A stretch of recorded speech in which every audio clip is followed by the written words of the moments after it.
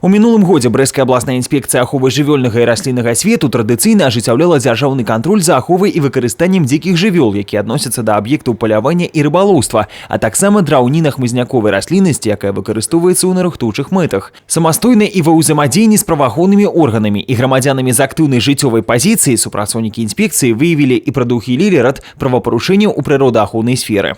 По выявленным фактам нарушения природоохранного законодательства было возбуждено 67 уголовных дел.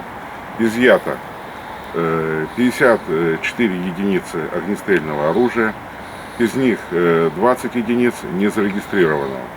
Также изъято более 49 километров сетей, 14 километров из которых были сданы гражданами в добровольном порядке.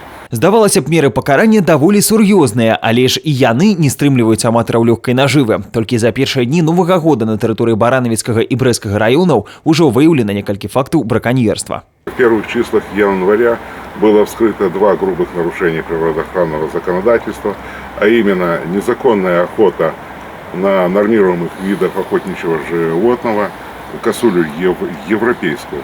Такие факты были вскрыты в Барановичском и Брестском районе. По 2 фактам возбуждены уголовные дела.